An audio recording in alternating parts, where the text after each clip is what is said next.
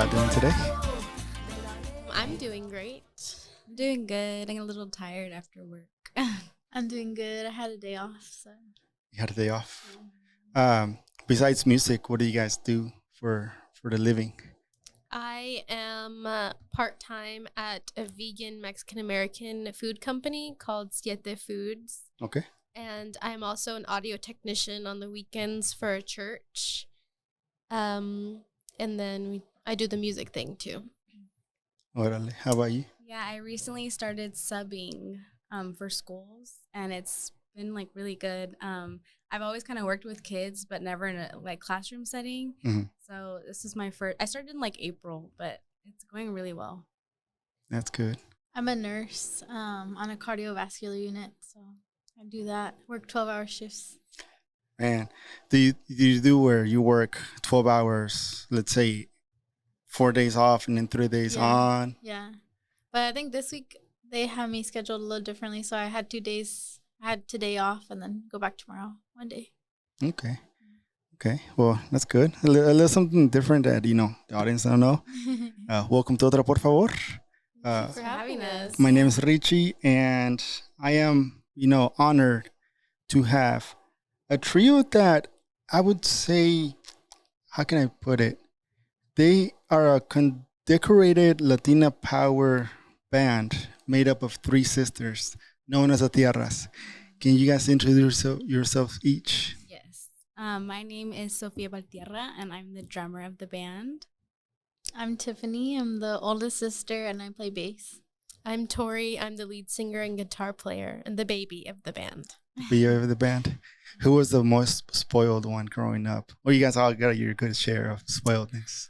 I like that question. So let me tell you. Definitely Tiffany, because she was the first. So No. I feel like she got a lot of because the parents like to celebrate everything for the first time with the first child. And then it comes to the second child and they've already been through it, so it doesn't really matter. And then they go to the last one, they're like, oh, this is our last time we can do it, so let's spoil her. Tori's So, been of course, spoiled since she was I got born, middle child though. syndrome, so they kind of skipped over me. Okay. Just kidding. No. I do think I'm the spoiled one Yeah. Yeah, you are now. because I'm the baby. Yeah.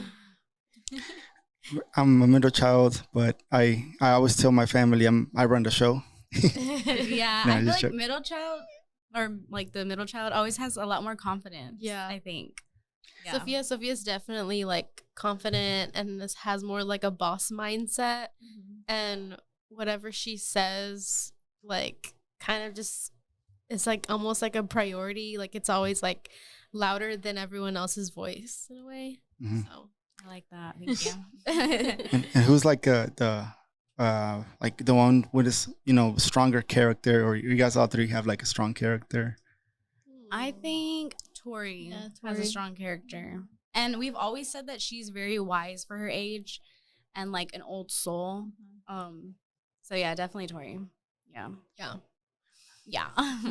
I know this is not the best question to ask in a podcast, but if you don't mind me asking, how old are you?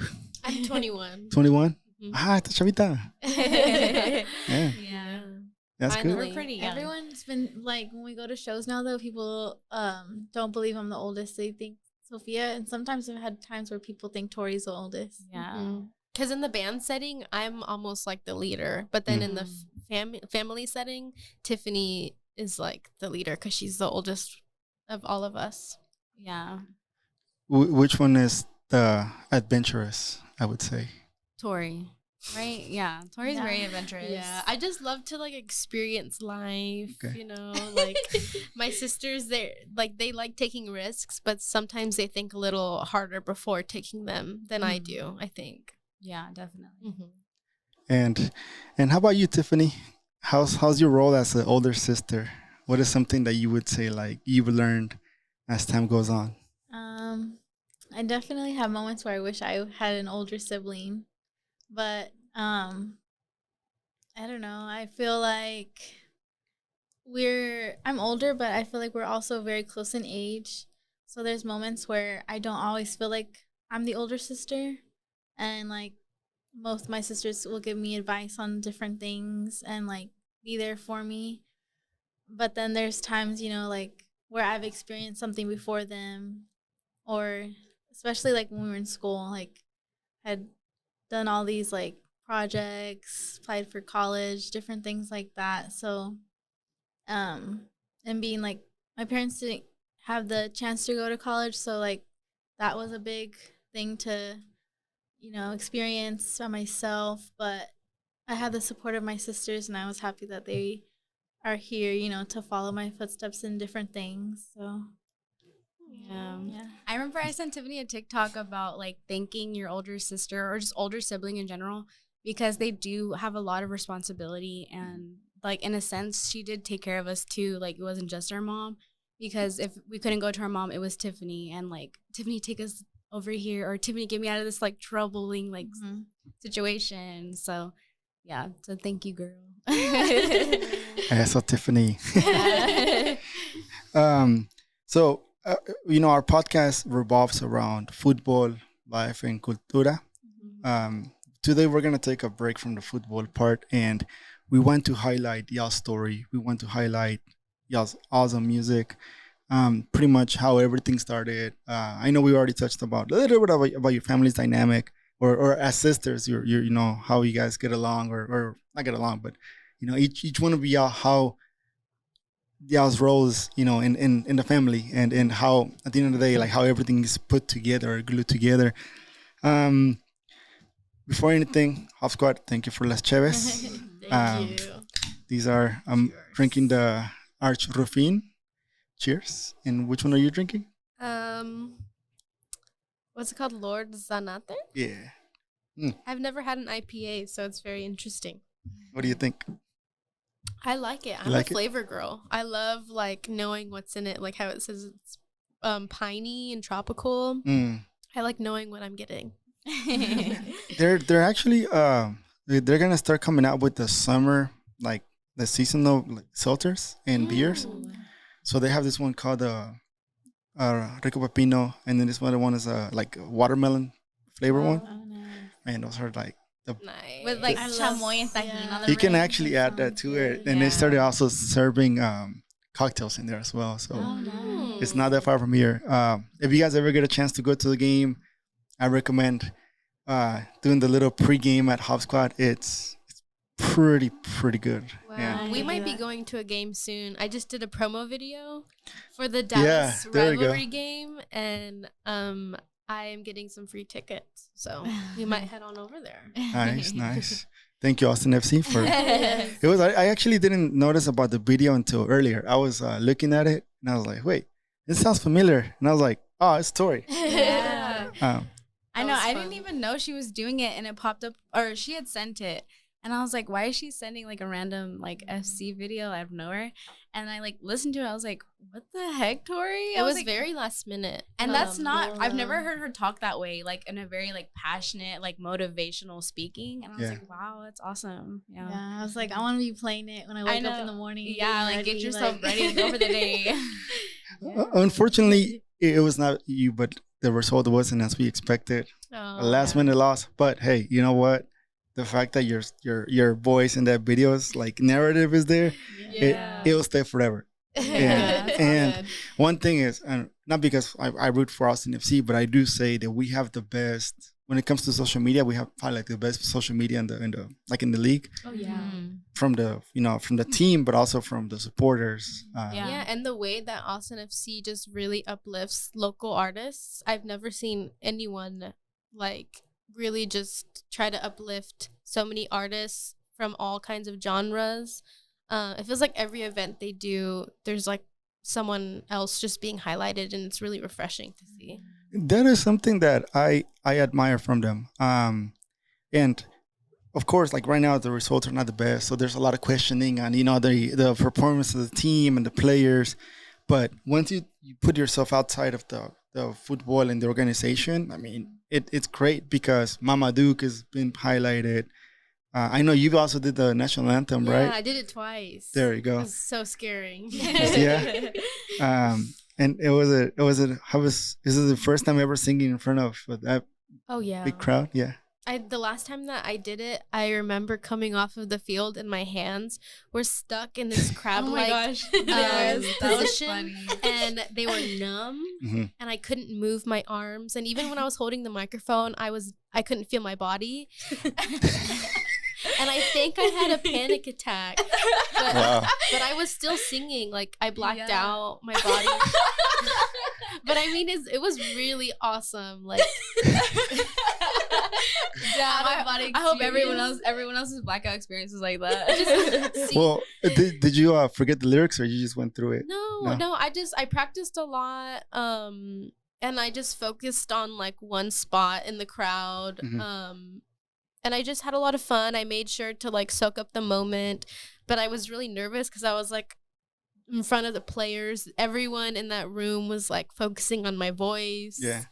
Because you have, I mean, whenever you're playing in a game, I mean, you're with 10, like say you're one of the players, you have another 10 guys of your same team in there, and then you also have the other 11 there, so that kind of takes away the focus. But I'm sure singing the national anthem by yourself, because it's like it's you right there. Like, and they put you on the big screen, and you're facing the big screen. So, but it was like it's only a minute long. It's a minute of your life. There you go. But it's the scariest minute.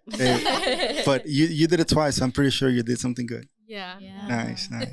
Hey, you know what? One day, so before the game, there's usually a heartbeat, and I'm pretty sure one day you guys are gonna be in that watch. I know Sophia needs to do it. I know, that would be awesome. We were in marching band, and she I would did use those bass drums. Yeah, no, but that'd be cool. I always watch them like, oh, let me touch it. We're just waiting on the email. Yeah, we're waiting on the email, so Alfredo, if you're listening to this, I know the Tiarras they're down this weekend. We're always Let's get it done. Yeah, let's get it done. They're already going to the game soon, so why not just right now? Yeah. But then that's pretty cool. And I didn't get the memo, but actually I sent the memo, but I forgot to wear the jersey.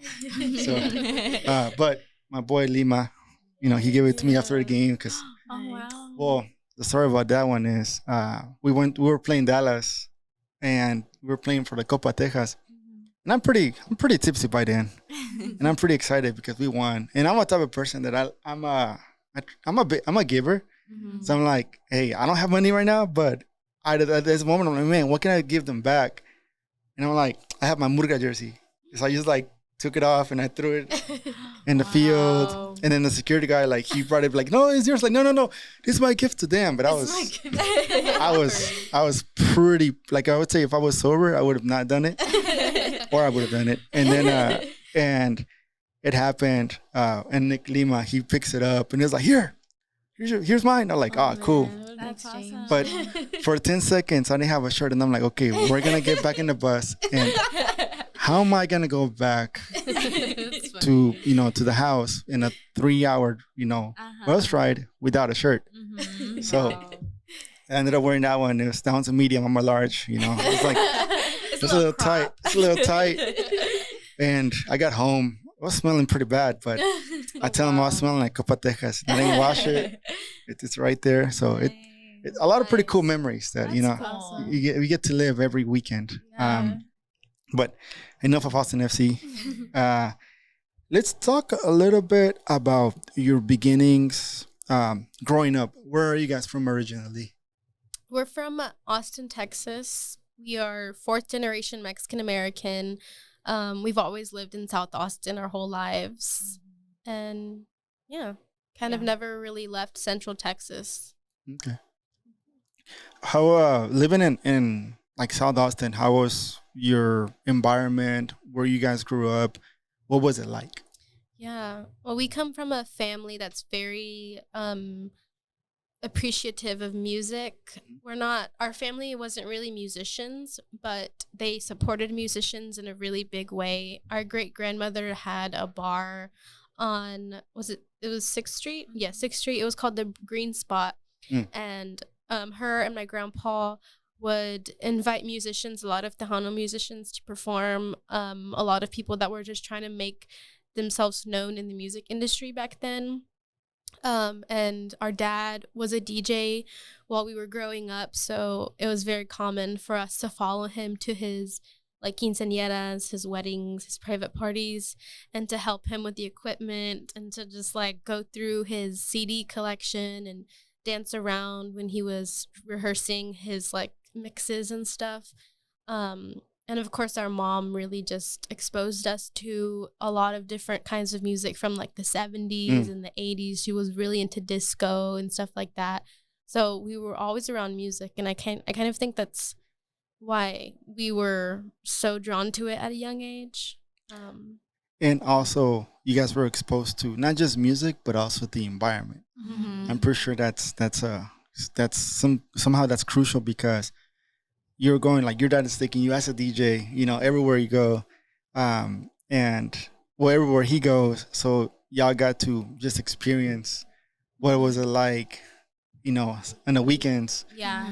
But also, I would say, like, the way that the audience reacted to him, or, like, the people at the party, that's what kind of, like, drawed us into this, too, is, like, the way that music can just change your emotion and, like, your attitude. Like, you can go from, like, shaking some, and then, like, a sad song, like, you're just, like, reminiscing or whatever. Like, I don't know. That, like, really brought us in as well, I think.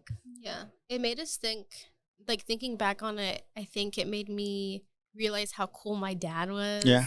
Like, when you're a little kid and you see your dad is just captivating an audience with the power of music, you kind of just like want to get in on it. And there were times that we would go into the crowd and we would like dance around too. Yeah. Just like random kids at a party. Yeah. They'd be like the wedding, no kids allowed, and your dad was like on his rider. I'm like, nope. Also, like you the gotta Mexican parties, we were like taking a nap behind the DJ booth. Yeah. That's why I can like fall asleep anywhere. Yeah. Mm-hmm. So what type of music did your dad play when he was a DJ in the parties? It was literally everything. Like, it was just, obviously up to the person who hired him, like, what their genre was. But since we went to so many, like, it was, like, either, like Mexican Spanish music, or it was, like, country, or it was, like, pop. Yeah, it was everything, literally. And, like, that's why we're so open-minded when it comes to music, too. Just because, like, we got so interested and we were surrounded by all these genres. Now we're just, like, listening to everything. We're not into just one thing. Yeah. He would be able to approach an event and already know what kind of flair he would put on the show, like what kind of extra songs he would surprise people with. And I think that we've also kind of adopted that, because when we go to our shows, we'll be like, let's take this song off the set, let's put this one because they might enjoy it more. Or we'll have like a set already written out, but then like mid-show, Tori would just be like, oh, let's do this song instead because it looks like the crowd will like enjoy it more, which is like cool. We kind of like have that sense in us too, the way our dad did, which is awesome. Yeah. We were to read the room. That's room. Changing it in the spot. That's it's hard. It's hard. It's hard, yeah. Because we're definitely those type of people who like want to like, what is it, like follow the structure. Yes, we're very structured people. Yeah. But being in music and starting music has helped us become more flexible and like use our imagination and stuff, which we weren't really used to. I think we like to go by directions and everything. So and we also feed off of the audience. Okay. So we always take that into account. Yeah, which is bad. It's bad and good sometimes. Yeah. Sometimes people really enjoy your music, but they can just be like, yeah, but they're enjoying it inside. Like a dead face, but they're having the time of their life. I would say if you guys play after Los Curados, pretty much the crowd is already warmed up for y'all. I know. They're incredible. Oh my gosh. Cheto, saludos. No, actually, the first time I got to see you guys live, and I was like, dude, I got to have them. But it was busy. It was on Free Week. I heard of the name, and I was like, man, it's a pretty cool name. But that weekend, I made plans like, you know what? I'm trying to make this podcast grow to where, I bring in more artists from Austin into the studio. So I need to go out there and listen to the music. I don't want to just be like, hey, let me just go in and invite someone, but not really knowing them, not really knowing, who they are, or at least their craft. And I've seen Chetos before, and, I have a blast. And then I stayed there and you guys started playing. they're like, hey, who are they? Like, that's the Tiarras. Like, oh, okay, I heard of them. And then you guys sounded amazing. And they're like, yeah, we usually play almost sometimes in the same sets that, Yeah. or same evening. I'm like, that's pretty cool. Yeah. And he was saying more about it, and he was like, man, you should have them. Like, they would be a pretty good like guest for the podcast. That's awesome. So- I love their energy. Yeah. So cool. Yeah, he reminds me of, I grew up with ska. And I grew up with that when I was younger, before I came to Texas. So whenever I hear that, it's kind of like it brings me back those Yeah. memories. But like, say, reading the crowd, reading the room. Your dad being a DJ, he was a break dancer, right? Mhm. Yeah. He was a break dancer. I think like in the I don't know what year, but it was When we weren't even a thought. yeah when we weren't alive, and he traveled the world. Okay. He went to New York for competitions, and he was kind of like the talk of the town too with his b-boy group. And I it think was- they were even thinking about like starting it in the Olympics too. Oh wow. Was bringing breakdancing, which well, I they think are. Yeah, now they Yeah. are. But like back then, he was really like rooting for it. But then I don't really know what happened, but it just No, yeah. So I think they just put it into the Olympics, and in Austin actually they were having like the tryouts, and they invited him to be a judge or a guest with all of his friends that are Okay. like kind of like one of them is like our Theos. His name is Ernie. But no, he was a really cool break dancer. He still is. Can't really spin on his head anymore. but he still like gets down. He pops- really does. He gets pops. down. Yeah. He gets down. I there's a movie called Beat Street. I don't know. Oh, uh-huh. Yeah. Our dad put that on. Like we were Yeah. probably like really little. DVD. He was like, "Sit down and watch this. Let me Yes. educate you." That was like my favorite movie for a little Yeah. bit. yeah.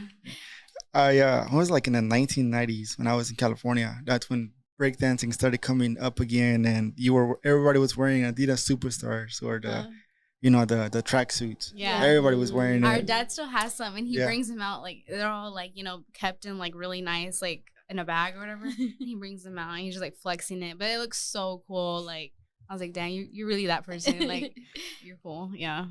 Man, that's cool. And your mom, how was like your mom's dynamic? Was she more like the like in la casa, or? She went with him a few times, I think, and like Yeah. she tells us stories about how girls would be like Throwing themselves at him. yeah. She's And like, then- "Try it." Yeah. No, and that's definitely where I get my energy from too. I think. Yeah. Yeah. That woman is Sophia's- sassy. Yeah. But she also is a boss. Like she wasn't really in the home. Like she really has she was an entrepreneur. Mhm. She was like on TV selling like stuff and like making money and stuff. She's always been like very like that mindset. She's always approached something and tries to see how she can make it bigger and more purposeful. It's like with our music, it was very much just for like fun and creativity as children, but I think she also had a bigger plan in mind when she saw our talent and how just connected we are as sisters, and she didn't want to miss out on creating something that was big and beautiful.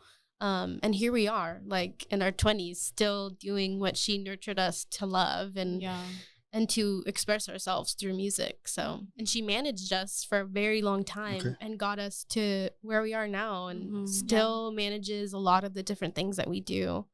We're very grateful for her. She was managing our dad with his Yeah. DJ business, Yeah. so she's always been involved. Yeah. all of hers. Definitely.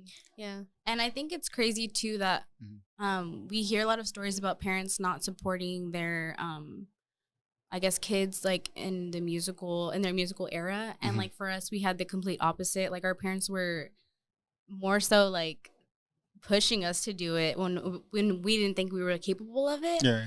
And they still have just been right by our side this whole time, which is like a blessing. Yeah, it was hard too, because like when we were doing shows, when we were like preteens and teenagers, we didn't see a lot of representation, and our parents didn't really let that get to our head. They kind of just kept pushing us to keep trying and to be representation for others, because I think they kind of knew that in the future there would be other girls or kids, Latinos, that wanted to dream bigger in the musical kind of sense, and that they could look to us for inspiration.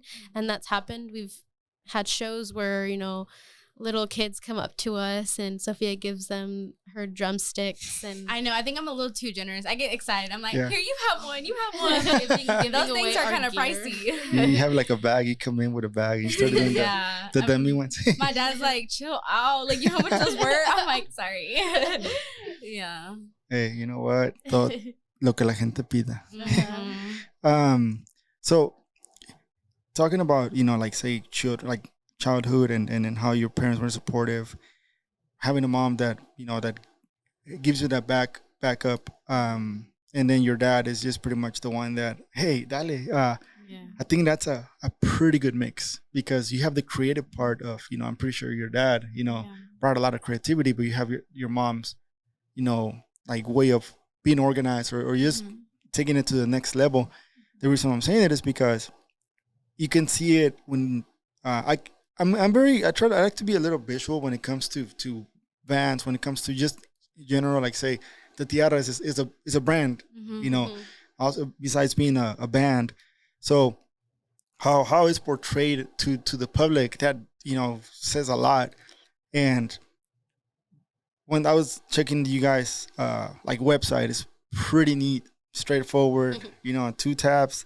And then I like how they have a little 1-page summary, you know, Yeah. and gives a story of, you know, this is who we are, and this is us, this is what we're about in our music. Yeah. And all in I would say like a pretty good sequence of how it, you know, well organized it is. Yeah. The pictures, every picture that you guys have, it's great. And that led to you guys working with or collaborating with TikTok in South by. So kudos to your parents for that. Oh Yeah, thank you. Yeah, definitely. We've realized how important marketing is, and I graduated with a marketing degree. Okay. And I do try to use that towards our band, because if it wasn't for like all that social media stuff, we probably wouldn't have had a lot of the opportunities we've gotten, because social media is like freaking crazy. Like, it can get you a lot and get you really far. And it's just really important the way you strategize your postings and everything like that. You have to adapt to the world that you're in, because like in the very beginning we were hesitant to post on social media because I don't know, in a way it was almost like embarrassing to be in a band and to always want the spotlight on you. And in school, like I would walk through the hallways and girls would be like, famous Tori, oh my god, Tori has a gig. Because the like our like friends and classmates weren't doing that kind of life, you know, they weren't about that life.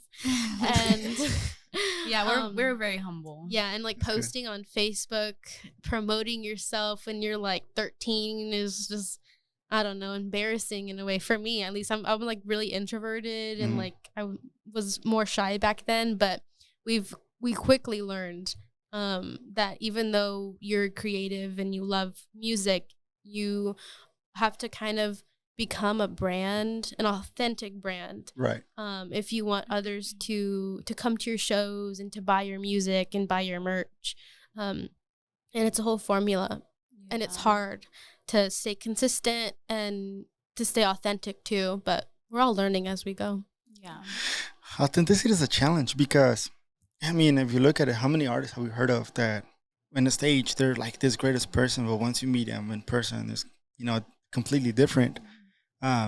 But I would say it's, you know, just keeping true to yourself. You know, that's the best way to be authentic, in my opinion. Yeah, exactly. Yeah, we always, like, when we meet people after shows, like, we always try to be our kindest self, which is, like, not hard for us, you know. We're just, I think we're all pretty kind people. And it's, like, the best compliment when people are like, oh, my gosh, we loved meeting you. Like, you guys were so nice, so welcoming to us. Like, it's hard because there's always, like, a huge line. So we want to have conversations with people and keep talking, but we can't because there's so many people. But we want to give them their time because they gave us, you know, their time to come see us and everything.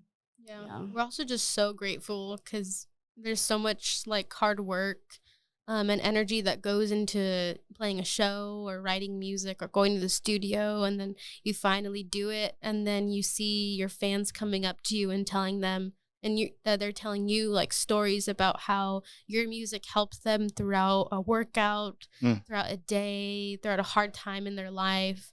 And you just realize like, oh, this is what it was for. Like, you're just so full of love. I think we had gotten a DM from this girl who was like, I listened to your music when I was walking in my campus, like at college, from class to class. And when I had like hard days or, you know, exam week or whatever, she was like, and your music is what got me through. And I was like, that's insane that our music does that for people. 5 songs on Spotify. Yeah. Album coming soon. Yeah, we're trying to release more. But it was crazy to read that. Like, our music is doing that for people, which it hasn't really like hit me yet.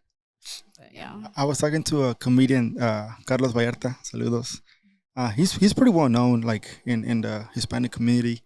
And I was just telling them because he has a huge following, like over 200,000, and then he's done several Netflix specials. And we were talking. I'm like, I appreciate, and the reason why I really wanted to, do the best I can to have a conversation with you is because you every time after a show, like you're willing to go take a picture with someone, even if you're rushing, voila, but you do it. And I'm gonna tell them, how someone maybe like that looks up to you, especially like in this side of the border that they can't go back to Mexico, but they grew up where close to where you're from, or their similar background. How impactful that is like I never noticed that, and I like and everything. The reason why I'm saying it is because he was in Austin for the Moon Tower Festival until like I would say now he's sold out in almost every weekend here in the U.S. Wow. And his next special is going to be released in a couple of this weekend. So in LA, so I'm like a lot of it just goes with like the grassroots of just being authentic. And he's like, man, sometimes I'm tired, but I'm like, I got to do it just because they're showing up. It goes a long way. It goes a long way, too, because they go home and tell their friends to come to his show, and it just grows and grows and grows. Do you guys ever feel like, man, today I'm tired, but I have to do it? Oh, yeah. Almost all the time. I think Tiffany can answer that one. I've had a few shows where I go work, and then I, like, rush to our show, and I'm, like, so tired, but... like I'll be tired, but then as soon as I'm on the stage and like I get into it and I'm having fun and I see everybody having fun, I forget I'm tired. And there's times where like we'll have a really late show and then I'll have work the next morning, but we still take the show because it genuinely like makes us so happy, and it's really awesome connecting with the fans and the music. But it is tiring. Like there's so much anticipation that goes before the show, and then after you have so much adrenaline, and it's hard to go to sleep, and it's hard to stop thinking about it. But it's a beautiful cycle because your mind just wanders around and around and around. Before any show, like what is y'all's typical, like I would say, ritual, or do you guys have anything where like, you know what, I do this for like 5 seconds, or I take this shot, or I smoke this, whatever. I think. Oh, do you have anything? Well, for me personally, I just like to have some amount of quiet time to myself, just because I am kind of like a introverted person, and I know I'm gonna be in a club setting or a bar setting, or just a setting where there's a lot of people and a lot of energy. And I'm going to have to socialize because that's what comes with this. And I'm going to have to put myself out there because that's what I'm here to do. But I just either meditate, or I find time to go to the bathroom before and like stare at myself in the mirror and remember who I am.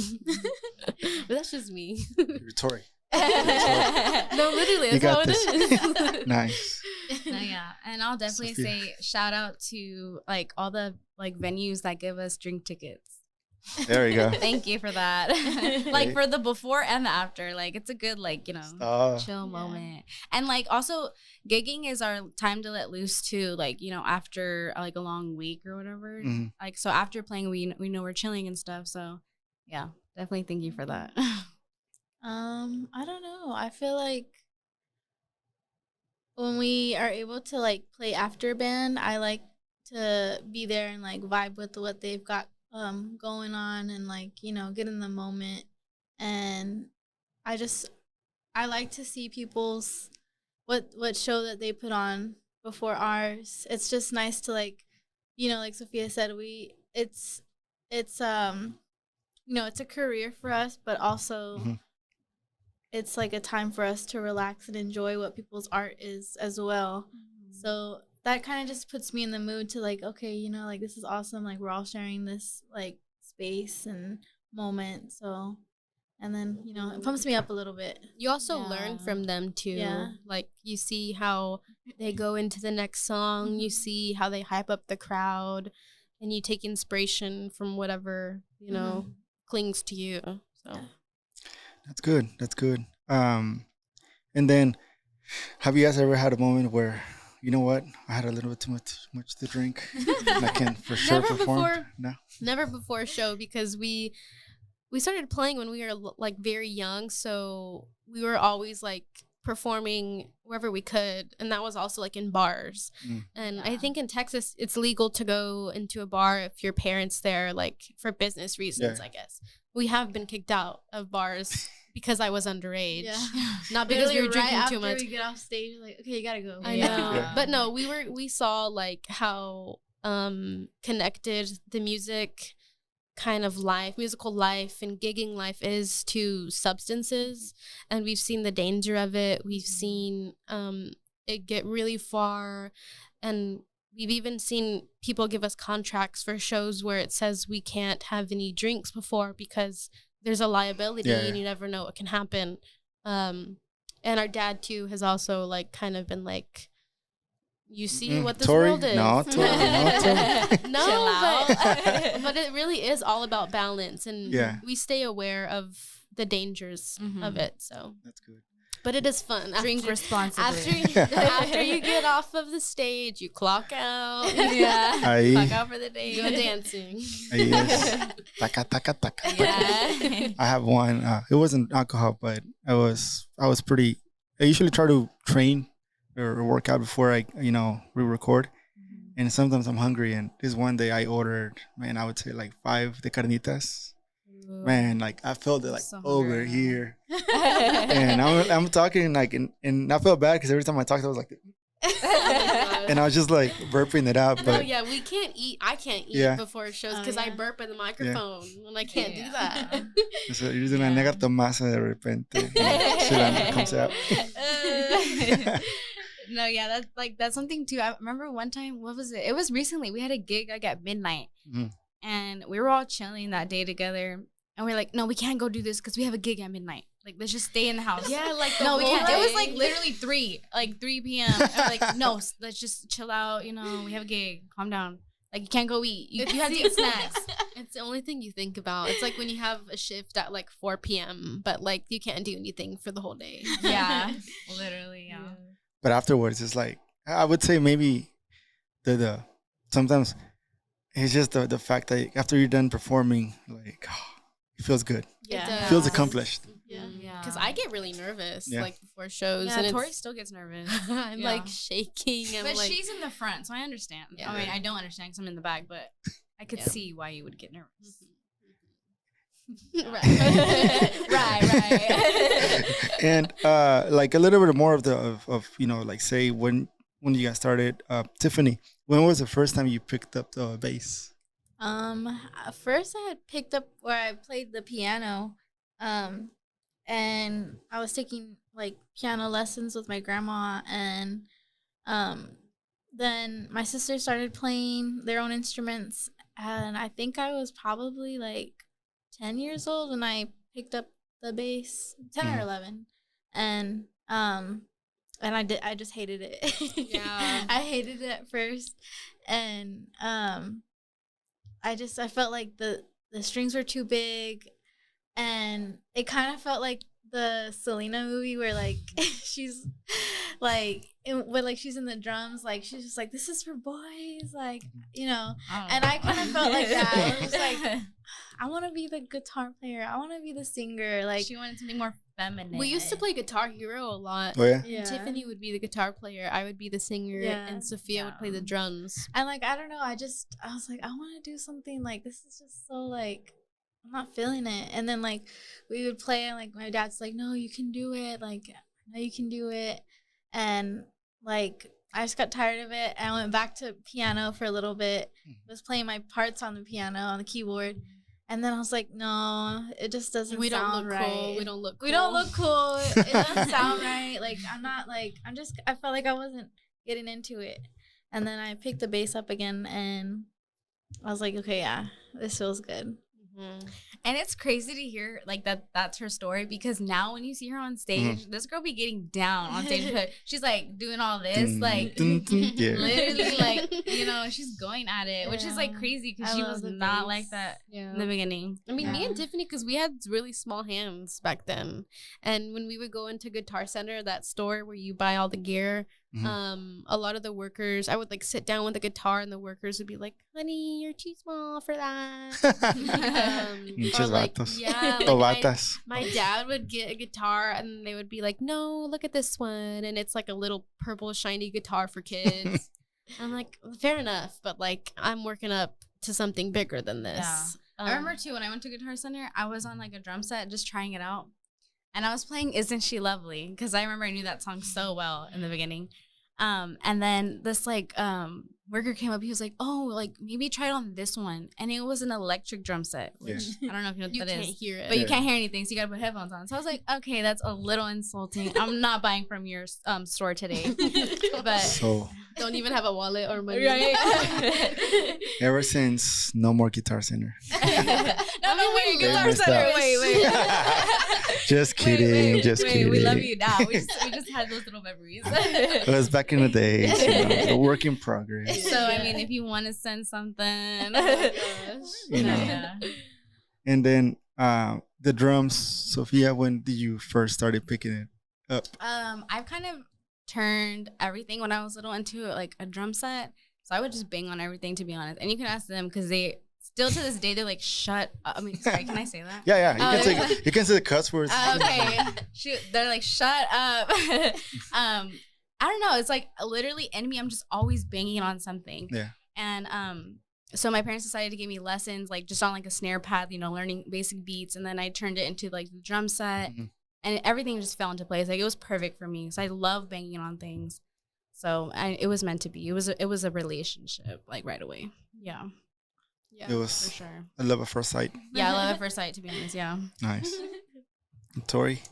Yeah, for me, well, first, I remember Sophia got a little blue guitar for Christmas or something. Oh, yeah.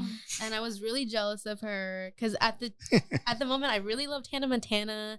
And I was She had a whole ass... I mean, oh, sorry. Yeah, you can say cuss words. No, I know, but like my parents are going to listen to this. I mean, your song is called Chingona, so... I know. But she had a whole blonde wig in her room. She would just become Hannah Montana out of nowhere. I begged my mom for that blonde wig. But anyways, I was really into like female artists like Hannah Montana, getting into Taylor Swift, like you know, all that kind of stuff. And I would steal like her guitar and just like look at it or just be I was really enthralled by it. But then when I was like 8 years old, we had music class. And my teacher at the time, he brought out a guitar and he was playing the Beatles, and I was really like just super like hypnotized by the music, and I was like, what is this? And at the time I was very shy. I didn't want to look at anyone or talk to anyone. But I went home and I told my mom about it, and she was like, well, we're gonna put you in lessons. I was like, no, but I really wanted it. And so she like bugged the teacher for it. And so I would go and I would take lessons for like 20 minutes after school, and it wasn't allowed because it was like a separate kind of thing from the school. Don't let us get in trouble now. But no, I would just walk around with the guitar that I borrowed from school. I would take it home. I would just like play around with it. And at the time we were all in lessons at the same time. So I think that's when our parents were like, let's just put them into lessons together and see what happens. So then we had started playing covers by the Beatles, Here Comes the Sun, Stevie Wonder, a lot of different like pop hits from the 2000s. And then we started finding our own little voice that was always there with the music. And started writing rock songs in collaboration with some instructors, and then we just grew from there. Man, at a young age, it's like let me put them together. Because imagine if the lessons would have just been kept separate.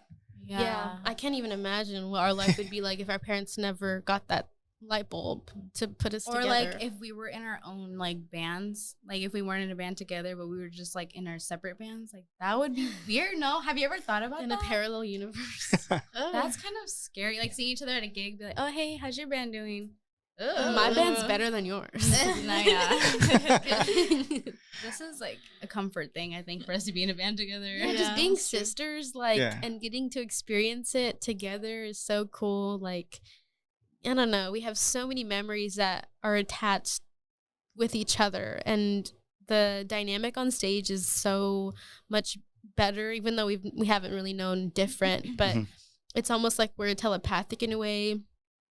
We like communicate when we want to finish a song, when we want to really get into a song, and I'm sure that other like musicians have that too, but we have this like blood DNA connection. Yeah. Which is deeper, I'm sure. Yeah. Deeper. And like we've talked to other bands and stuff like that aren't family, and it's a lot more difficult because I would say like if someone's not doing something right or they're not prioritizing something right, like we'll get on each other's ass, like but and like in another group you'd probably be a little more like hesitant to do that and like try to like fix your words to be more appropriate, but like for us we'll just say something on the spot, it doesn't matter, so we're sisters and we'll get over it like quickly and we trust each other. Yeah. So And through the music, like knowing I'm kind of like the main lyrical writer, and just knowing my sister's stories and how connected we are, I put their point of view also with mine. And it kind of works out with like Soy Chingona. We were going through an era where we were learning about empowerment by a lot of powerful women in our community. And yeah, I just wanted to create like an affirmation song with everyone in mind, and it feels good to be able to uplift my sisters too on stage, because it's like every night that we perform, we're basically just reminding ourselves and everybody that we're badasses and we're powerful, and to remember where we came from and where we're going. So, and one thing that I noticed is you guys all share the spotlight. It's not Tori's band, it's not Sophia's band, it's not Tiffany's band, it's the Tiarras. Yeah. Yeah, you're lead singing it. I'm pretty sure you're writing it, but you're writing it thinking, okay, I'm thinking of what my sisters are thinking because we've done this for so long. I'm pretty sure they're gonna like this. Or you guys have inputs on her, like, hey, cambiala aquí, or for sure. I'm not scared to tell her. Yeah, we need to shorten that up a little bit. you went off. You really went off there. yeah, that's the other thing. That's the other benefit. Like if I'm bringing them a song, they're gonna give me their honest advice and not hold anything back, because they know how to be honest with me and how to like help me get better at what I'm doing. So yeah. Is there a point like where you guys come to, I would say, an artist like roadblock where, man, it's just not clicking? Or like say personally when you're playing or even when you're performing, you forget a song? Does that happen? Oh, let me tell you. I'm just kidding. No, we've all had those moments. Yeah. Every musician has. Yeah, every musician does. But like even just thinking about it right now, I'm like getting so cringe because it's a hard thing to get like through during the show, because I'm sure you notice it more than the crowd does. So you're like, I know like when it happens to me, like I'd be jamming and then like if I do forget something or like I messed up the beat really bad, I honestly just start to look down because I get so nervous and I'm just like, no, when we were younger, like obviously we would have a lot of hiccups because we were always so nervous as kids, and we were also still learning the songs and playing shows at the same time. But we would make faces, and our parents after the show would be like, why did you make that face? Like everyone knows that you messed up. Like teaching us how to be performers. So now if we mess up on something, we just pretend like it never happened. But I think mainly now we know our music, we know the songs, we know how to be comfortable on stage, but there's times where like I'll get in my head so much and I'll have like this little voice in me that's like, you're gonna forget that guitar solo, that would be so crazy if you did. And you just have to really just like hype up your inner self and be like, you know what, I'm confident, I'm having fun, I don't need to feed these thoughts. Yeah. But it's hard sometimes when you're stuck in your head, and you do mess up because your mind is powerful. Yeah. That is true. I would say sometimes the mind can be tricky on when you're doing something. Oh yeah. Like say here, for example, a lot of the times is I have something in mind. I usually try not to look at the notes. I like to just talk, but I try to study everything as I'm doing the outline. Yeah. So I already know what I'm talking about, but there's times that I forget and I'm just like, No, I always think about that. So- Like for interviewers, like how do they always know what to say? Like even if the person that's being interviewed has nothing to give, like, you know? Yeah. it just comes with, I don't know. I would say you already kind of know like where the like the vibe, where you try to read the person, you know, when they're talking, mainly because I don't want to be saying like, you know, like with my friends, the jokes that I would say with my friends, I'm not gonna say them, and you know, with someone that I know, you know, or I'm just like now meeting, or it can just be, I don't know, I know like this person, if I say this, it's gonna, like, especially when you talk about soccer, it could be very, you know, macho oriented. It can turn into a fight. So Yeah. the goal is to like, how can we talk about it without getting into it, or if we disagree about it, the point of view is, you know, but it's just reading the room sometimes. That's what helps. It's a very good skill to have. Yeah. Yeah, and I've had like maybe just once where I think I was just nervous, and I was like, I just went on and on and on, and I'm like, they're like, what did you say? And I'm like, I have no idea. And that's when I'm like, that's my comeback. I'm like, I honestly forgot what I was gonna ask you, but you know, let's talk about something else. But it is part of I think it's part of the show. I'm pretty sure, you know, you guys you won't have a moment where you know, as you get you know, in a different place, bigger stages, you're gonna forget it, and people are not gonna notice, and it's gonna be fine. But not. I'm excited to see where like the Tiarras are gonna go in the future. Like that's Me too. like say yeah, and then like say TikTok, for example, talking about marketing. You know, like TikTok is a big brand. Oh yeah. I mean, you have millions of people consuming that, you know, that app, music, you know. Hopefully one day I see you guys at Coachella. Oh my gosh. That will be, Or even ACL. or ACL.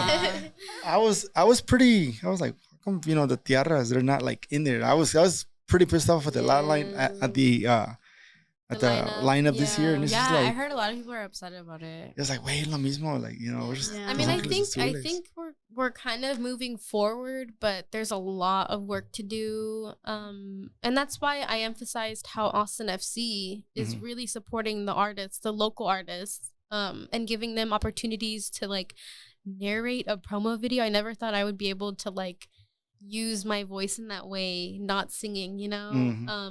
And just because Austin FC is so community oriented and has so much pride in the Latino culture, just the music culture, the Austin culture, it's really, really beautiful to see. And I hope that every single part of Austin learns from that. So that's the one thing that, you know, if Austin is not careful, it can, you know, you can disconnect.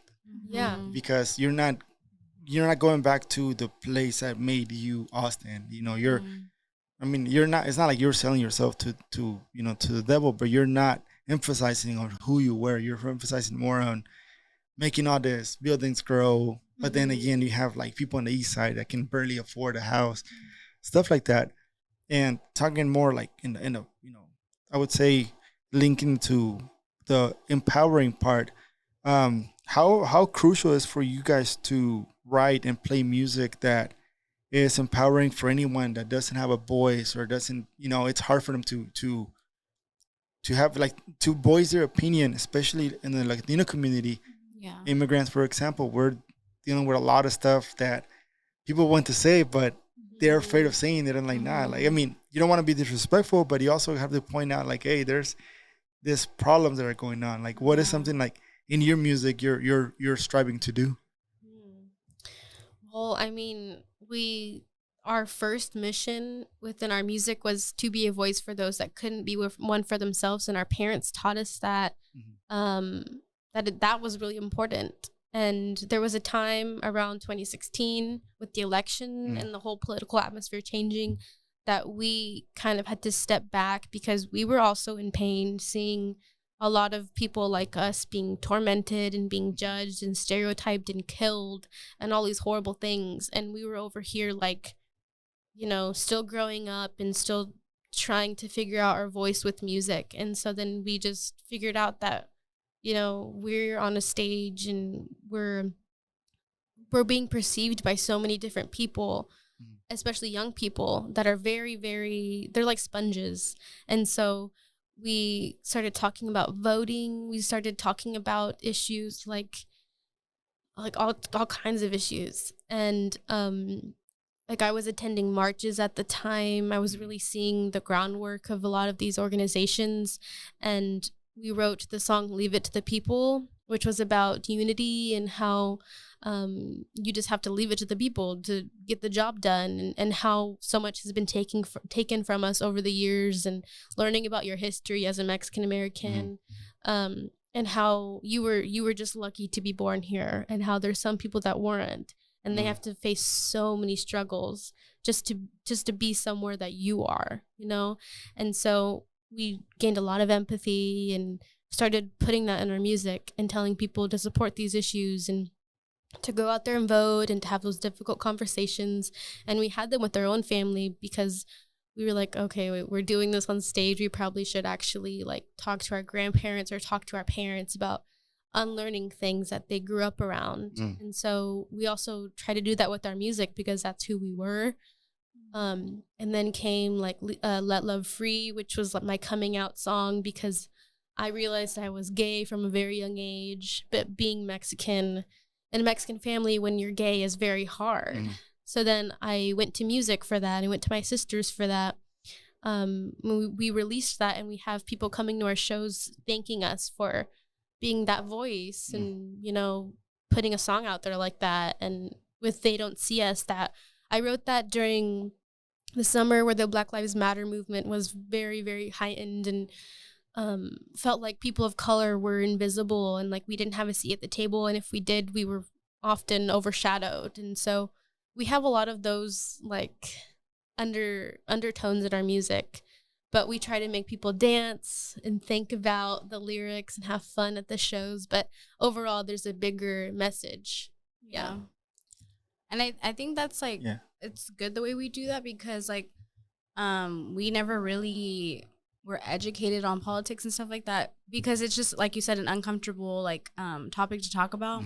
But when you're presented with it through music and like a nice beat and like you get to dance and have fun with it, you are like gonna listen to it more. You're gonna think about it more. It's gonna open your mind while you're having a good time. Like I think it's the best combination. And with our music now, like during that era of like the 2016 to like 2020, we were definitely very focusing on that message. But now we have like our fan base. We like caught everyone now. They're listening to us. So we're just exploring our voices through just, you know, experiencing womanhood and writing music about that, writing music about love, but also empowerment. And so now that we're almost like public figures in a way, we're using our influence to try to get involved with different spaces that are uplifting queer people and people of color. So it definitely is like a journey, but that's where we start with being a voice for those that can't be one for themselves. It's like, you know, LGBTQ plus communities and people of color, they're the two communities right now that I feel like they're going through a lot of issues that you shouldn't be going through. And we're going to look at anything that's happening now, decades from now. Oh, yeah. And then we're going to realize how, you know, excuse my French, but like how fucked up we were, you know, how fucked up society was to people that, you know, like they just need the opportunity or they just need to be free. And they just need to be seen as human because there's a lot of like the trans issues that are happening right now like hurts our heart, and we try to talk about it with our family and with each other because I mean no one really talks about it, And that's why everyone's so uncomfortable. And that's why these people are being pushed away, because we don't understand each other. But with things like that, music is always there to comfort and to teach. So That's good. I'm pretty sure the vision for you guys even just be for music, and that really leaves a footprint in music in like generations to come, because when you're focusing on things that really matter, of course we all want to have fun. We can have fun, but also be mindful of, hey, this is going on in the world. um for example, the rock and roll era, all these eras, they were born out of Yeah. rebellion. So I mean, it's not like this is a rebellion, but it's just more like I would say hey, awareness. awareness. Yeah. Because people are going through stuff, and if we don't point out these issues, like maybe through conversation, I'm pretty sure through music, everybody likes music. It's gonna be a little bit easier to, oh, okay, now I know why. Now I know why you're thinking this way. But we definitely got like some hate for it in the beginning, just because everyone thought we were a pretty set of 3 young girls to look at and to watch.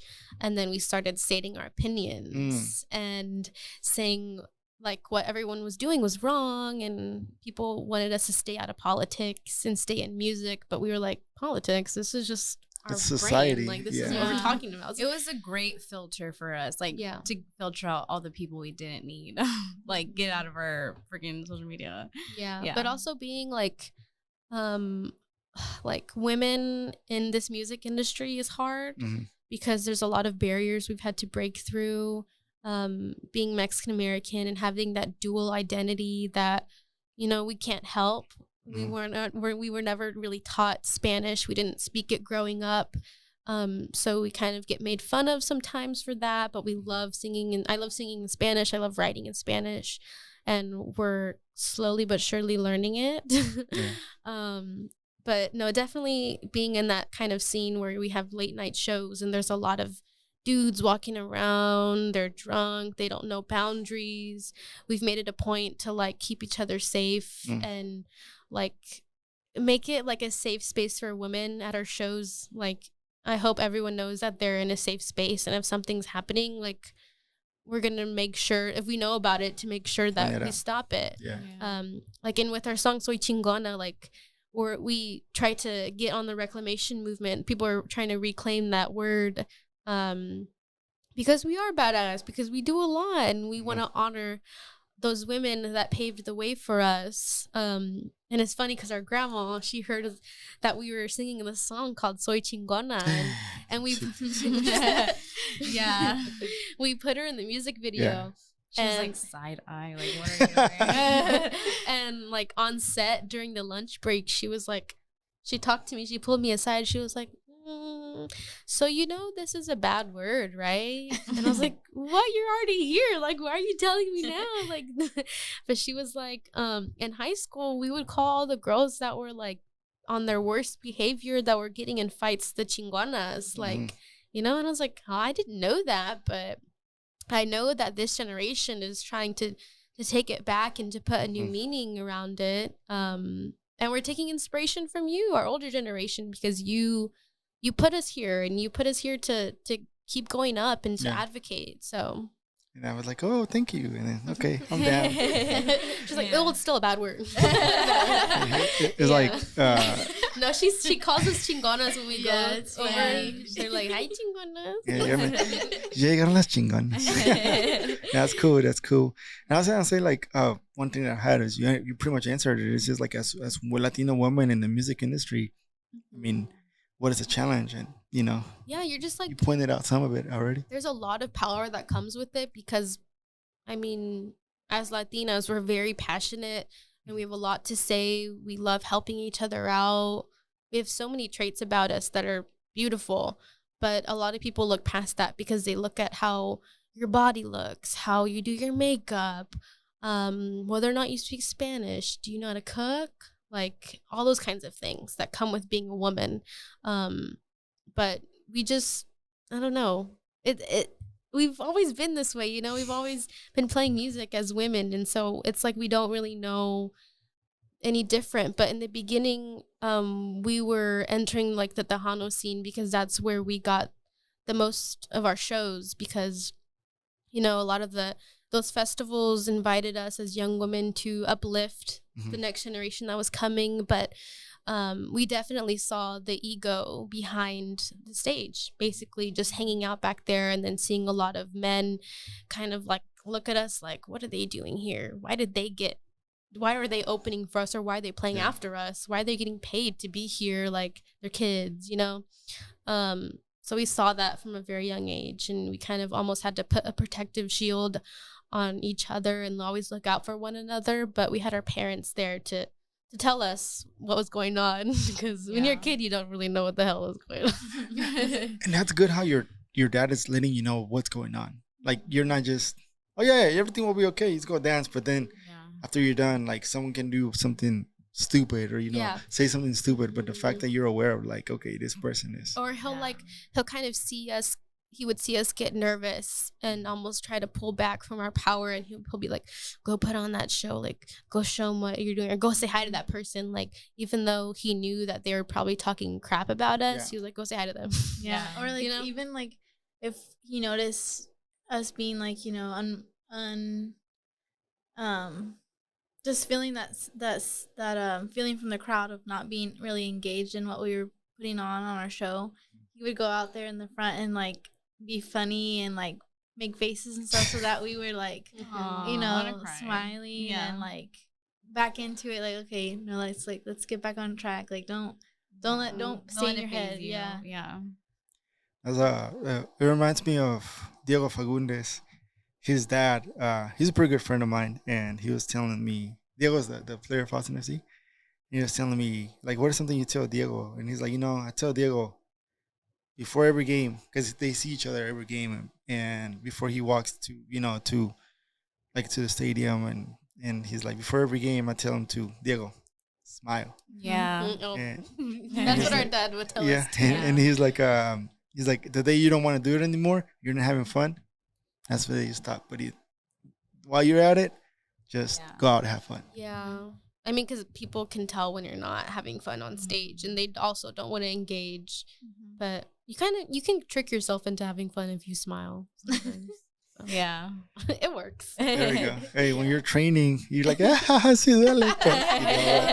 No, I met Brad, the goalie. Stewart. Yeah.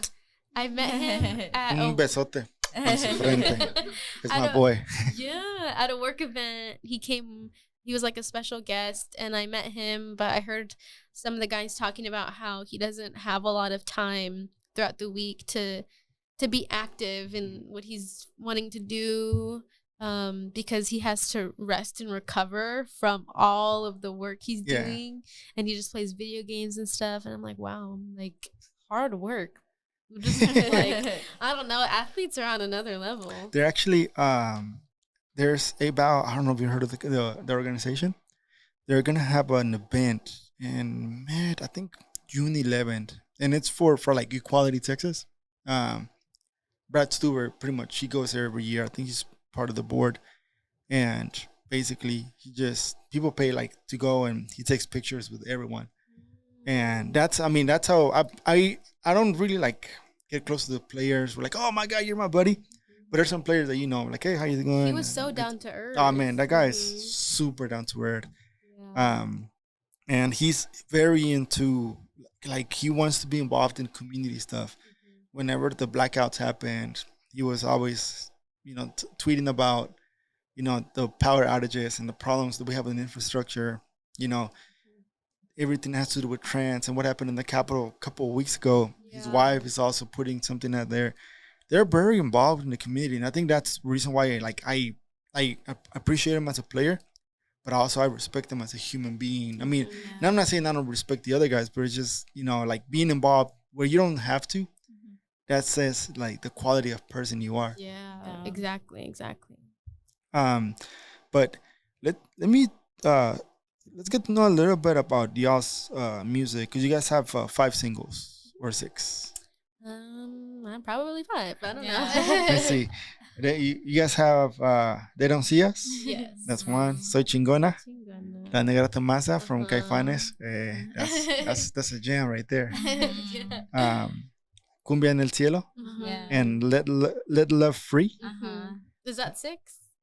Man, I lost count. Or is that 7? That's 5. Okay. It's not 7. That's 5. 6. Oh yeah. Well, like the most recent. Oh, ones. most recent. And Yeah. Soy Chingona is the most recent one, or which one? Our most recent La Negra release Tomasa. was La Negra Negra Tomasa. Tomasa. So chronologically, which one came out first out of those? Out of those, Soy Chingona came out first. Okay. Yeah, that was like around the time that we were getting signed with a label and a management, and that was like the first song that we were gonna, make with them, and then put out into the world and see what else we were gonna do from there. That was a really fun song to make. Soy Chingona. I mean, just the name of it, it's fun. I like cuss words, and I grew up Christian and not even able to say it. Now I'm like, man, I enjoy cuss words. When the day of the release, we looked on Apple Music and it was bleeped out with the stars. Like it said soy C star. And I was like, what? Like, is this really a bad word today? Yeah. Like, I don't know. It still's like that now. Like for that song, when I'm going through like our social media stuff, like we have people using it like in the morning, like when they have like they're taking pictures of like their planner and stuff, and they're like getting like chingona vibes started for themselves. I'm like, that's so cool. It's like an empowering song for a lot of people. Or like they're working out. I remember this one like lady, she was like a fitness influencer, and she's like pretty big. And the WWE player. Yeah, fighter. Yeah, she was like doing like some workout, and she had that song playing in her reel. I was like, are you freaking kidding me? Like hundreds of thousands of That's views. huge. I know. I was like, okay, I know. Let me take it this moment. It's so cool when you create something, and then you see other people using it. Yeah. Like especially with the TikTok thing. Like when we started posting on there, we didn't want to go on TikTok because we were like, it's an addictive app. Like there's too many people on there. But then and also everyone like does not care. Like they'll judge you, and it doesn't matter. And we were scared of that. There's a lot of we haters. Were scared of that. And we do get hate because it's TikTok and it's social media. Yeah. But we posted like our cover of La Negra Tomasa. We had created like a jam session in the middle of it. We posted that, and we put like the hashtag psychedelic cumbia and like the Tiarras and sister band, and it blew hashtag up. FYP. Yeah. And we got so many likes and so many views, so we kept posting random things, and we got so many new fans, and it was very scary because we were like, oh, like even though this is what we've been working for, this means we have people watching us, and we need to keep going. Yeah.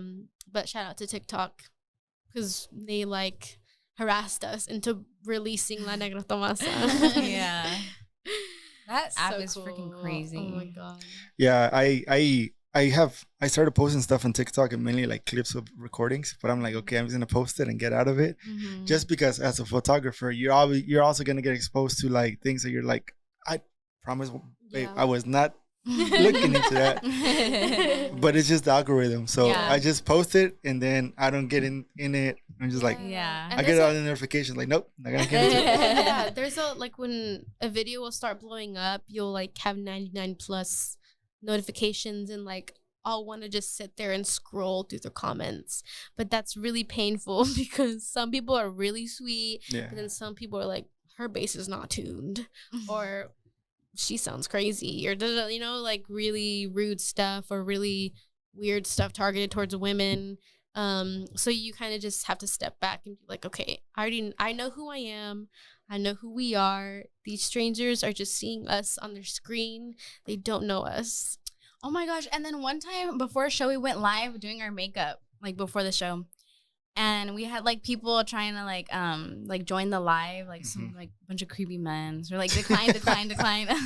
And then like one guy was like, we only support white women around here or something. I was like, yeah, people I said on block there, right away. Yeah, I was like, get your out of here. I was like, block. But a lot of people in there just try to get your attention. Yeah, they're just trying to get something out of you. You just have to protect your energy and go about your day. But it is awesome being able to connect with the like authentic fans on there because we have access to them, they have access to us. But it is nice leaving the app and then being able to breathe. Yeah. I would say once you have hate or you have negative comments, that's when it's not that you made it, but you know you're there. Yeah. Yeah, For sure. That's So- when I was like crying to like the people at the label, and my parents were like, "Oh, these people are being mean." Like someone said my guitar riff sounded, not to give them attention, but someone said my guitar riff sounded like it was from Charlie and the Chocolate Factory soundtrack. And that's your favorite movie, so it's a compliment. I told y'all. I thought about that for like a week. Like, oh my God. But then I realized, like, okay, Yeah. wait. People are telling us that when we get hate and They're like basically calling trolls. it Oompa Loompa. Yeah. when you get trolls, that means that you're doing something right. Yeah. And you have Yeah. people that love you, and you have some people that are just, They're just to they're say hating because something, maybe yeah. they're jealous Yeah. or they have issues with themselves. And so you just have to mind your business at the end of the day. Mm. What a random thing to say. I still think about it. So It's like I one guess day, they won. one day you should like bust a, you know, Yeah, bust a riff and be like, yep, inspired by the. Wait, do you know What? what the comment is? You should like. No, it was from the first viral TikTok. Ah, So you should find it. I'll bro. dress up That'd as be an funny. Oompa Loompa and do it. Like it'll be cool to like, you know, like do a lot, like, you know, sometimes our artists have a little intro song. Mhm. Oh, It's like the little intro, like Yeah, Do you that. should. That would Oh be my God, that'd be funny. funny. They're creative. I'll give them that. but that's one question that is, you know, related to football. The team is going through a rough patch. We're 12th in the, you know, division. What is something that the Tiarras could say to the guys to it'll be okay? Dang. A lot of pressure. For real. I like putting people on the spot sometimes. I would say, like, you know who you are. Austin FC is amazing. We have this immense pride that is just surrounding all the players. Like, they're beasts. They're literally beasts. I remember being on the field and just feeling that force. And I feel like they know themselves. They know that they can win. They know that at the end of the day, like, they're a part of something that's so beautiful. And they're part of something that's bigger than any kind of goal. So, but they know that. Mm-hmm. I don't know. I think they're so cool. Like, you could chew gum and all of us are gonna be like, yeah, yeah. Like, I paid $1,000 million, whatever, for that piece of gum. Like, people are gonna be like that. But no, yeah, I mean, y'all are just badass. Like, no matter whatever you do, if you lose a game, like, we're all still like in awe of you and what you can do and who y'all are. Yeah. And yeah, like Tori said, like I feel like they've moved and changed a lot of people's hearts in Austin, and the community that isn't here now, like, it's just such a positive thing to be a part of. And you know, the games are always important, but at the end of the day, like, the community, the culture that we have because of them, like, Oh yeah. it's You guys have Priceless. You guys are doing way more than just playing the game. Like, Yeah. yeah. But you know that. Oh my gosh, Tori. But you know that. You know, un besote a todos, donde quiera que estén. No, but that's great. Man, I appreciate you guys. What are any future plans for you guys? Any festivals, shows? I know you guys were at the Discovery Green last week, and then Sahara Lounge or No, we were at Flamingo Cantina. Yeah. Flamingo Cantina. There we go. Yeah. Yeah. We've been having a lot of shows lately, which is a really good kind of issue to have. Not issue, but thing to have. We're currently writing an album. We are making a lot of trips to the studio lately, trying to write, create demos, play out parts, and also like reworking our show a little bit. Trying to make it more of a show instead of a performance, if that makes sense. And just playing a lot more shows outside of Austin. We're going to be in San Antonio this Thursday. We're going to be going to Cali. We're going to be going to LA. This is LA. unannounced, but I think it might be confirmed. Yeah. Like downtown LA. We've already been to LA, Yeah. but like we've been wanting to go back, and people have been telling us to go back. So like we're so excited to be going back, and we're going to We're gonna be playing a few festivals in September. We've got a few like really awesome shows that we can't announce yet. Oh. Damn, the end good of thing the you said year. that, girl. I know. Like Yeah. I was about to now. spill the cheese butter. She always spill the tea and Yeah, tea. talking and No. Yeah. Tori's like, She's like, Sophia. can you be under the table? No, but it's cool to be at the point when you're an artist where like you have like contracts and different show inquiries where you can't talk Have you about seen it. that TikTok? It's like, I know something you don't know. It's Yeah. like, really funny. But like also trying to create a plan around going to other cities like Okay. Chicago and LA. Like we might be going to Arizona. Really? Oh. Yes. Me not why knowing. No, but we've had so many fans that are like really begging us in the comments to go to play for them, and we're almost there. There's a lot Okay. of things you have to think about Yeah. to travel when you're a musician. So Because if it was that easy, Is we it would a have green card issues? we would have been everywhere by now. yeah, But the cost these days, the cost. it the makes me want to scheduling, sit my the- ass down at home, like not go anywhere. Yeah, trying to work on our social media presence because we are the kind of people that are a little bit shyer than most like influencers or musicians. That's the thing too, like when you're a musician, you have to kind of figure out how to market yourself in a way that's like influencer like palatable, like because we're so used to seeing influencers on our phone. Yeah. But when you're a musician, you kind of just want to be like, hey guys, come to my show, see ya. Yeah. But now you have to be like, hey guys, come with me to my show at da-da-da-da-da. Yeah, it's like you a have to whole be- thing. which is fun, which is really fun. But it's not too organic though. That's what makes it like weird. I mean, it gets there's a way. to make Now it we're organic. like talking. No, but- I'm enjoying this. But No, no, yeah. it's a whole new world that we're having to navigate and trying to be authentic because Yeah. it's so easy to lose yourself in the Yeah, likes it's true. and the affirmations that you get, the DMs and the comments and stuff. So, which is not always real because social media is not always real. Mhm. Touche. I like how, but sometimes it's cool. We're like, sometimes it's not. We're like, No, not wanting yeah, to stick I to mean- one opinion. Because social media is like fun and the outcome of it is always great too. Yeah. But like it's stressful to have It to could like be, yeah. plan and like sometimes you don't want to post like you have to be authentic too. Like you can't just be posting your music. You have to be posting who you are so that people get to know you. So like sometimes you're like, what can we post? Like, oh, we'll just post some coffee and be like, hey guys, have you drank your coffee today? Like, I don't know, something to get you to know us more. It's hard, but you got to do it. I think a lot of people like don't necessarily know how goofy we are, and we need to start showing that on social media. Yeah. That'd be pretty cool. It's 'cause I can from face to like here, like you guys are fun. I feel like sometimes our humor is a bit different though, and I don't want to be judged. I don't think it is, but yeah, I think I'm It just is afraid a of being little bit. judged. Yeah. But Hey, see. we'll do it. We'll do it. hey man, I'm always looking forward to it every time you guys have some kind of meme. I mean, Yeah. create memes. That'd be the best. Yeah. Tori's a good meme creator. Yeah. Yeah. So That would actually good. be kind of cool if we ever became a meme, like in a good meme though, not like an embarrassing meme. Yeah. But like if anyone ever made us a meme, that'd be kind of cool. I would love that. Right? That's when we make it. That's what we There we go. Yeah. There we go. There we go. No, but once again, I appreciate y'all.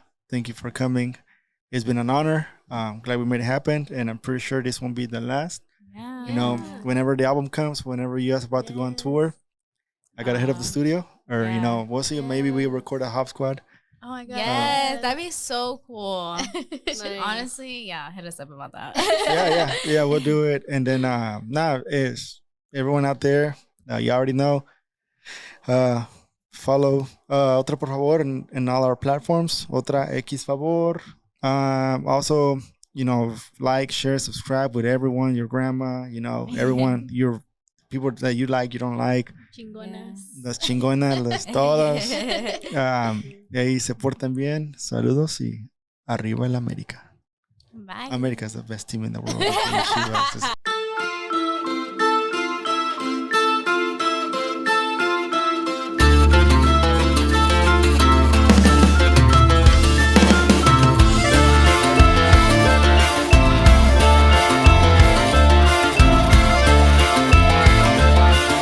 Estoy tan enamorado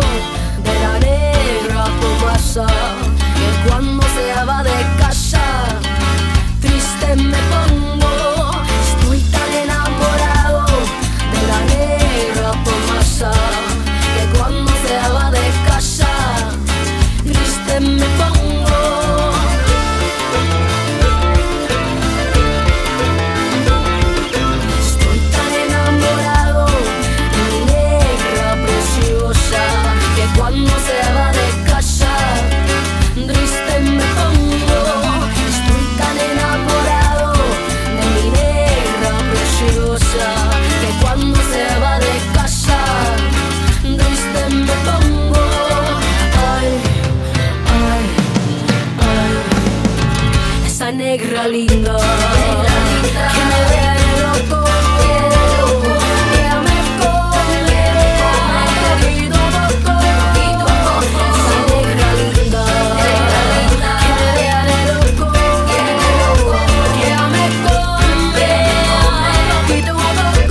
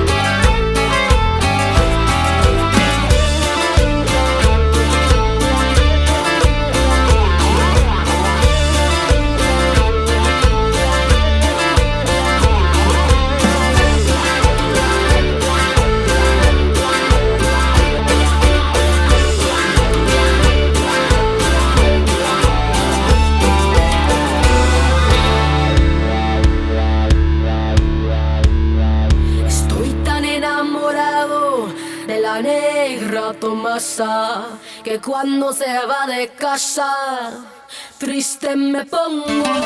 Estoy tan enamorado